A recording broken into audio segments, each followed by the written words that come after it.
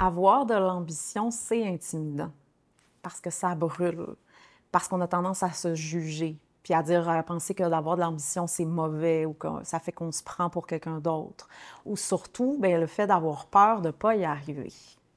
Et puis la réalité, c'est que souvent, notre ambition, elle est teintée d'un rêve qui ne nous appartient pas vraiment, qui est en fait vraiment loin de notre réalité et qui nous protège parce que tant aussi longtemps que ça reste un rêve ou une idée, bien, ça ne demande pas réellement de moi. Et désirer profondément quelque chose, là, ça fait peur. Parce que tout de suite, bien, il y a une question qui surgit, c'est est-ce que je vais réussir? Est-ce que j'en suis même capable? Et là, le doute embarque, puis la peur arrive souvent avant même d'avoir fait un pas. Et quand on est jeune, bien, on croit souvent que le monde va s'ouvrir sous nos pas, puis on s'imagine qu'il suffit simplement d'avancer, de vouloir, puis que de là, la vie va naturellement nous porter où on doit être. Mais rapidement, on se rend bien compte que c'est pas comme ça que ça fonctionne et on est confronté à une réalité. Le fait qu'on n'a pas eu de modèle de succès clair puis aligné qui peut nous montrer comment réussir sans s'écraser ou sans se perdre, sans se gonfler puis sucer toute l'attention. Et l'ambition, on va l'associer souvent à l'arrogance, à l'égoïsme, à l'individualisme, à avoir du pouvoir sur les autres. Puis on se dit, bien, qui je suis pour avoir ces désirs-là? Puis à la fois, bien, on sent qu'on a quelque chose à offrir, à contribuer. Puis c'est souvent, en fait, débalancé parce que c'est enfoui, donc c'est inflammé. Donc, secrètement, on va à ce moment-là souvent se croire meilleur que les autres ou comme de la merde, c'est comme les deux polarités. Puis même la personne qui reste dans sa chambre, bien, elle va juger tout le monde de là, puis à un niveau se penser, se croire meilleur. Et le désir, bien, on a appris à le cacher, puis à le juger, puis à le réduire. Alors, du moment où, à l'intérieur de soi, bien, il y a une flamme qui s'allume, ça effraie. Puis là, on se demande, est-ce que j'ai le droit de ressentir ceci, de vouloir autant? Est-ce que je mérite d'avoir plus que ce que j'ai? Est-ce que c'est pas trop risqué? Est-ce que je vais y arriver?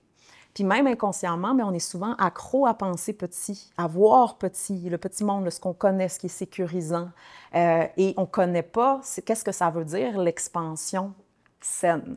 Parce que la majorité des exemples d'expansion, de succès qu'on a eus sont débalancés. Et en tant que, quand on est sensible, bien, on ne va pas vouloir payer ce prix-là. On a beau dire, là, puis se répéter que oui, on le veut, à quelque part, on le sent, on le sait. Mais l'ambition, dans le sens véritable du terme, comme le fait d'avoir du pouvoir, c'est pas négatif. Ça ne veut pas dire d'avoir du pouvoir sur les autres, ça ne veut pas dire d'écraser, ça veut dire en fait d'être habité puis poussé par la vie puis de vouloir contribuer. Puis on s'entend, mais on vit dans un monde moderne, dans une réalité moderne qui vient avec un type de désir qui n'était même pas présent il y a 100 ans ou même il y a 50 ans de ça, qui est un peu upside down si on compare à une vie simple de jadis, mais c'est la réalité d'être un humain aujourd'hui sur Terre. Et là, ce désir, il est là. Donc, il est là à l'intérieur de soi pour une raison et c'est à nous d'apprendre à l'aligner. Mais bien souvent, on éteint cette flamme-là avant même de lui avoir donné la chance d'exister. Ou on reste dans une idée qui va nous donner l'impression qu'on avance, qu'on est en train d'avancer vers notre désir, mais en fait, on est plutôt en train de nourrir une fantaisie qui n'est pas en train de se manifester, mais qu'on nourrit constamment dans nos têtes, puis on y croit, là, dur comme fer. Là. Oui, la prochaine fois, c'est la bonne, je vais y arriver. Mais tant aussi longtemps que ça reste dans le fantasme, il y a une raison pourquoi on reste dans nos têtes, c'est qu'à ce moment-là, on n'est pas réellement confronté à ce que ça demande réellement de s'engager dans sa vie. Et il y a une étape que tous et chacun on traverse un jour ou l'autre, qui que l'on soit, c'est celle de la désillusion, où on réalise que nos désirs ne vont pas s'accomplir comme par magie, que ce n'est pas parce qu'on est destiné pour quelque chose que tout va s'ouvrir facilement devant nous. Et souvent, en plus, on est confus sur notre destinée, donc on s'entend, ça ne va pas faciliter la chose. Et cette désillusion-là, elle est nécessaire. J'ai besoin, entre autres, de nettoyer, là, je vous en ai déjà parlé, le virus là, qui est présent dans notre époque, ça veut dire celui d'être une vedette, en plus instantanée. Puis pour même pouvoir toucher puis arriver à découvrir mais, qui je suis vraiment, puis qu'est-ce que j'ai vraiment à offrir. Donc, cette désillusion-là va enlever l'illusion qu'on avait de la réussite, de l'image parfaite de ce qu'on allait devenir, peu importe là, notre domaine ou ce sur quoi on a pu projeter notre attention. Puis elle nous ramène en fait les deux pieds sur terre, là où le réel labeur peut commencer.